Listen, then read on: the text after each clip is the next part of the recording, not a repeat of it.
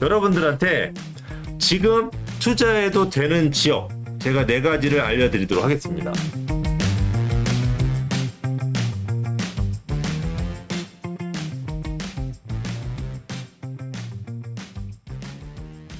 빌라 많은 지역은 개발 안 된다라고 하는 내용을 제가 제목으로 달아서 말씀을 드렸는데, 그 이유는 여러분들한테 조금 더 안정적인 투자를 하시라고 하고 확실한 지역만 투자를 하셨으면 하는 좋은 마음에 제가 요 글을 썼습니다. 그래서 요 글을 제가 왜 썼는지 그 배경에 대해서 제가 하나씩 먼저 설명을 해드리도록 할게요.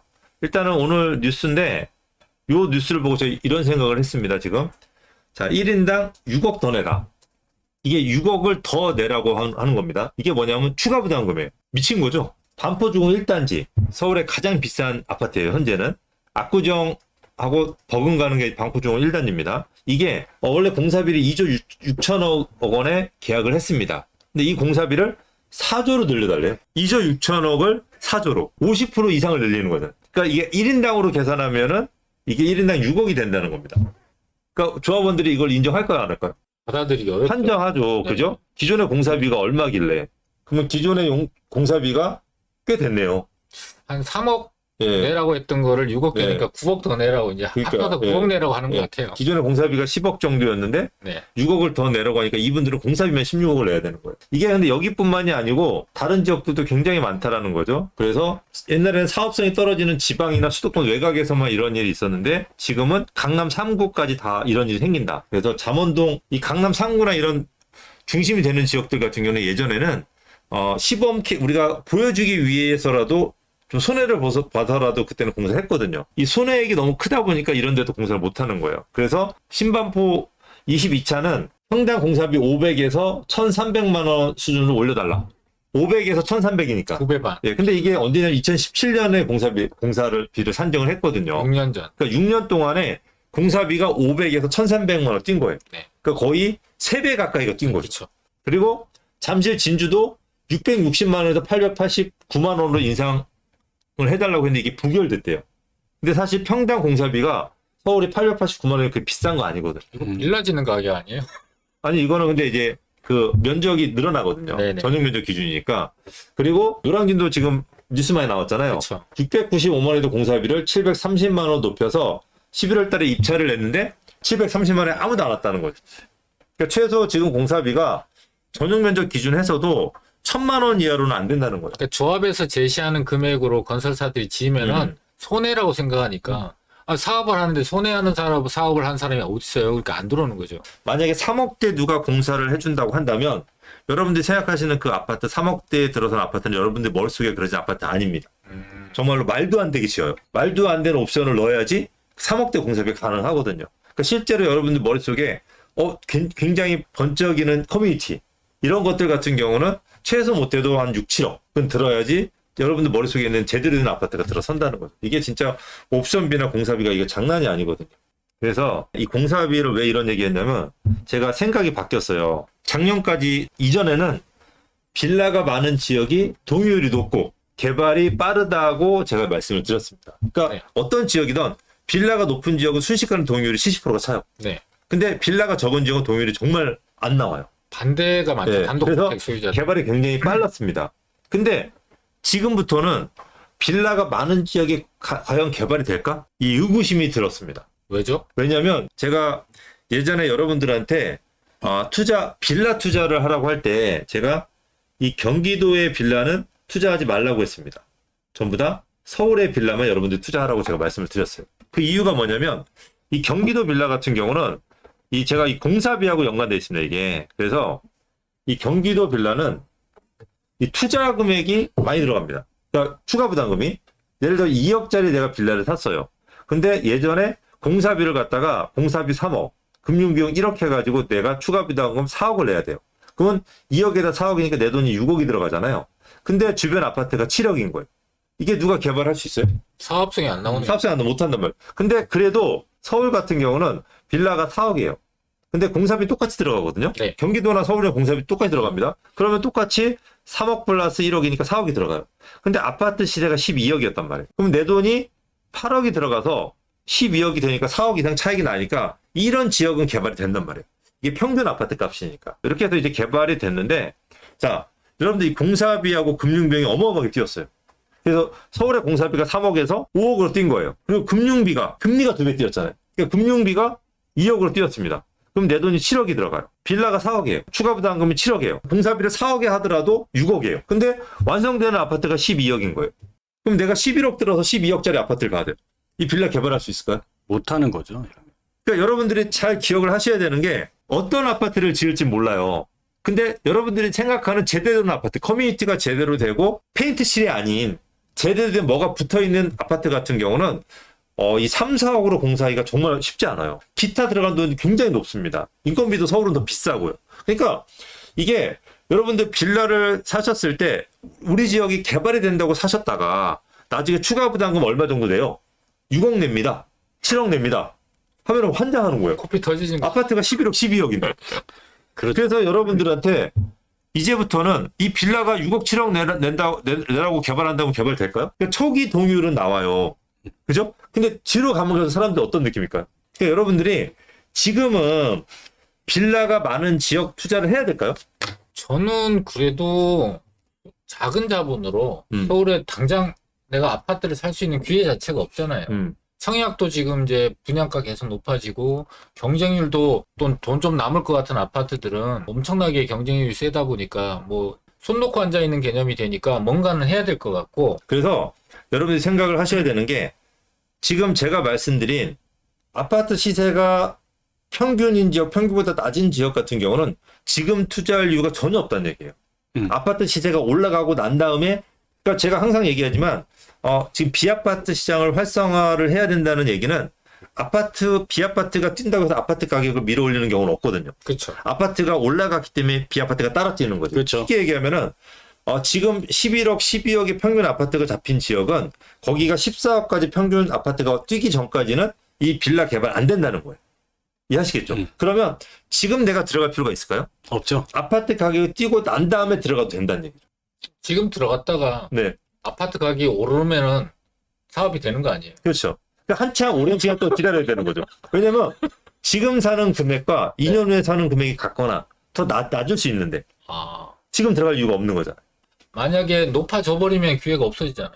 높아지더라도 네. 아파트가 뛰고 난 다음에 얘네가 뛰는 거죠. 그래서 기회는 있다라는 거죠. 그러니까 뛰는 걸 확인하고 그렇죠. 그 시차를 짧게 잡고 이제 들어가면은 충분하다는 거죠. 오히려 많은 기다리는 시간을 이제 소비하지 그렇죠. 않아도 된다는 얘기죠. 그렇죠. 아, 네. 그리고 이제 아파트가 어떤 지역은 뛰고 또 안 뛰는 지역이 있을 거 아니에요. 계속 지켜보고 그거 있어요. 확인하고 그거 저희 방송 계속 보셔야죠. 그러네요. 저희가 그거는 계속 알려드릴 빙고. 거니까. 네. 그래서 여러분들한테 지금 투자해도 되는 지역 제가 4가지를 알려드리도록 하겠습니다. 그러니까 지금 투자해도 되는 지역. 청년선은 아니고요. 이게 누구나 다 쉽게 생각할 수 있는 지역인데 그러니까 이제는 여러분들이 예전에는 재개발이 된다고 해서 무조건 샀어요. 그렇죠. 근데 지금은 재개발이 되는 요건이 너무 쉬워졌어요. 이 재개발 지정 요건이 110 대책에 의해서 대폭으로 완화됐어요. 그래서 재개발 재건축을 속도는 빠르게 그리고 문턱은 낮추고 사업성은 제고 중단 없는 사업 지원이라 그래가지고 정부가 이 패스트트랙 재건축은 되게 속도를 내서 빠르게 하고요. 그다음에 안전진단을 거의 폐지하다시피 했잖아요. 네. 그러니까 재건축을 너무 쉽게 해준 거예요. 빌라 같은 경우도 재개발 지정 요건 추진을 굉장히 완화했어요. 그래가지고 재개발 노후도 요건을 3분의 2에서 60%로 완화했어요. 웬만한 지역은 서울에 지금 제가 봤을 때는 70% 80% 지역은 다 재개발할 수 있어요. 이 단독 빌라가 모여 있는 지역은. 그리고 접도율, 호수 밀도, 과수 필지. 그러니까 다른 요건들이 있거든요. 이것들도 다 완화시켜주는 거예요. 그러니까 웬만한 지역들은 다 지금 재개발이 가능하게 된 거죠. 그러니까 지금은 재개발이 되느냐 안 되느냐가 중요하지 않다라는 거죠. 지금부터 중요한 거는 다른 요인. 아파트 값이 앞으로 얼마가 되느냐가 가장 중요한 거예요. 그래서 여러분들이 기억을 하셔야 되는 게, 자, 지금 투자해도 되는 지역, 지금 재개발 되느냐 안 되느냐가 중요한 게 아니고 그 지역들 중에서 어떤 지역이 어떻게 되고 그 다음에 재개발 되냐 안 되냐를 보셔야 되는 거예요. 첫 번째 조건이 아파트 시세가 올라가는 지역을 하셔야 됩니다. 어떤 지역이 있을까요?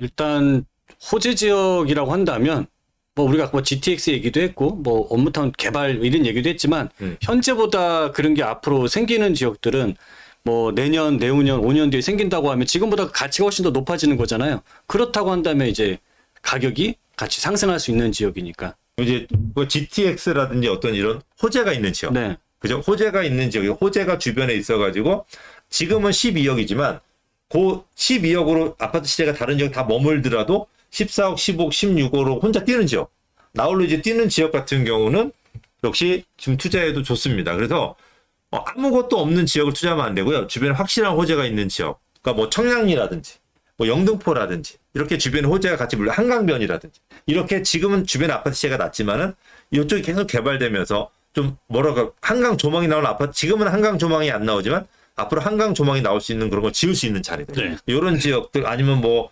층수 제한 때문에 못했지만은 이 그 층수 제한이나 이런 거 완화되면서 높게 지어가지고 좀 높은 사업성을 볼 수 있는 그런 지역들 위주로 하셔야 되고, 자, 두 번째로는 역세권이나 노특법 등 용적률 개발이 높은 용적률로 개발할 수 있는 지역을 하셔야 돼요. 그러니까 제가 아까 말씀드렸지만은 지금 공사비가 뛰어서 추가 부담금이 너무 비싸가지고 금융 비용이 비싸서 내가 그 추가 부담금 때문에 못하는 거잖아요. 그런데 용적률을 갖다 500% 받는 지역은 거의 내 추가 부담금 없이 아파트를 받을 수 있거든요. 그럼 이런 지역은 개발이 될 수가 있어요. 그래서 이 역세권 개발할 수 있는 지역들, 그런 지역들 위주로 조금 약간 여러분 찾아보시면은 가장 좋습니다. 아까 말씀드렸던 노후도시 특별법에서도 역세권 500m 내에 그런 바람이 불 수 있는 지역 같은 경우는 공사비 상승하고 상관없이 앞으로 가격대가 높은 금액대가 형성될 수 있다고 보시면 될 것 같고, 세 번째로 현재 아파트 시세가 높은 지역은 굉장히 좋습니다.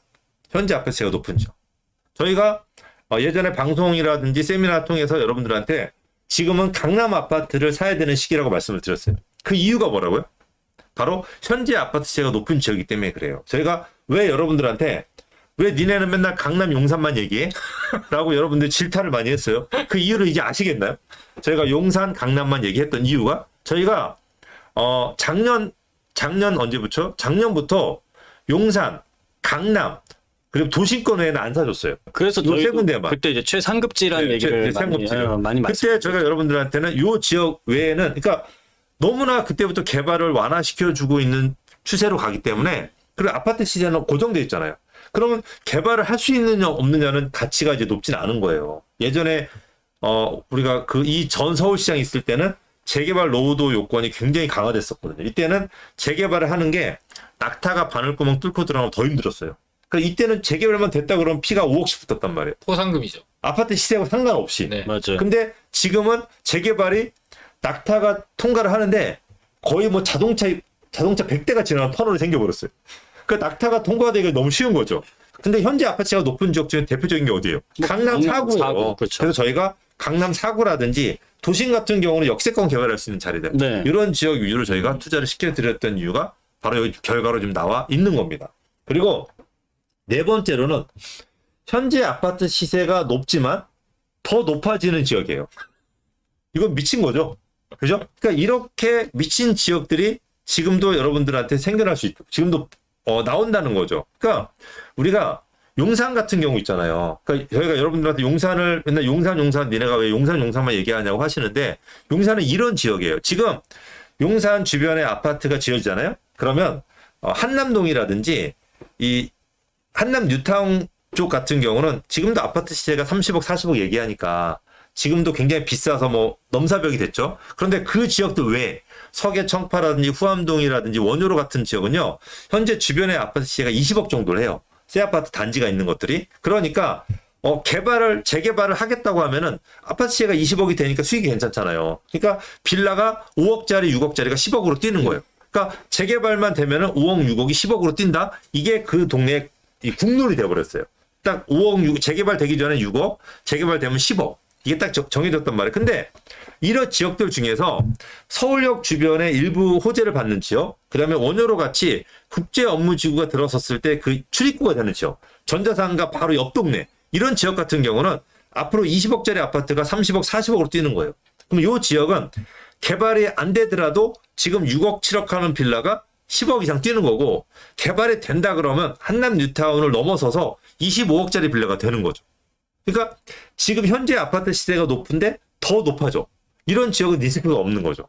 그러니까 이런 지역 위주로 여러분들이 투자를 하실 필요가 분명히 있다라는 거죠. 자, 일단은 제가 이 빌라 많은 지역 개발 안 된다고 하는 부분들은 전체가 그렇다는 게 아니고, 여러분들이 어떤 지역은 개발이 안 되고 어떤 지역은 또 개발이 될 거기 때문에 개발 안 되는 지역을 팔고 개발되는 지역으로 옮길 필요가 분명히 있다는 거죠. 그러니까 무조건 내가 한 번 투자했다고 해서 끝까지 기다린다고 해서 성공하는 건 절대 아니기 때문에 왜 그런지를 여러분들이 아셔가지고 그거에 해당되지 않는 지역으로 갈아타신다고 한다면 빌라 투자 생각보다 되게 성공적이다라고 할 수가 있습니다. 그러니까 지금 우리 잡고 식다님이 상계주공 5단지 4억대 중반이면 시내 빌라를 4억대 중반으로 사는 게 낫다라고 말씀하셨단 말이에요. 이게 무슨 얘기냐면 예전에는 재건축을 해서 재건축 대상 아파트는 새 아파트를 바뀔 확률이 굉장히 높았지만 오래된 빌라를 허물어서 아파트를 재개발로 통해서 아파트를 질 확률은 굉장히 낮았어요.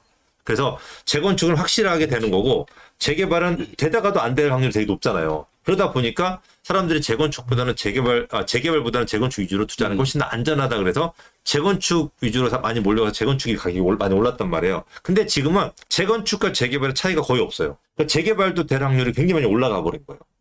그러니까 이제는 중요한 게 뭐냐면 재건축이냐 재개발이냐가 중요하지 않아요. 거기에 어떤 아파트를 짓느냐가 중요한 거죠. 얼마짜리 아파트를 짓느냐. 그러니까 압구정이나 반포나 목동 같은 경우가 왜 재건축이 인기가 많냐. 굉장히 비싼 아파트를 지으니까. 거기는 지었다 그러면 30억에 40억짜리 아파트니까 그래요. 근데 상계 중에 왜 인기가 없어졌어요?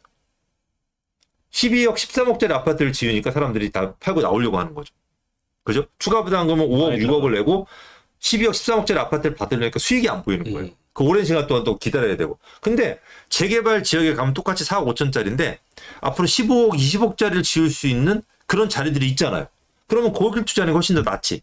이게 되게 바른 생각이에요. 더군다나 전세가 더 높아요, 이쪽이. 새 빌라니까.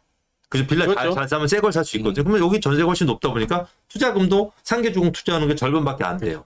그러니까 여러분들이 이런 구분을, 그러니까 상계주공 제가 아까 되게 좋다라고 말씀을 드렸어요. 근데 그게 최선의 선택은 아니라는 거죠. 그러니까 여러 가지 여러분들 구분을 하시라고 제가 이 올해부터 빌라 많은 지역 개발 안 됩니다라는 충격요법을 드린 거지.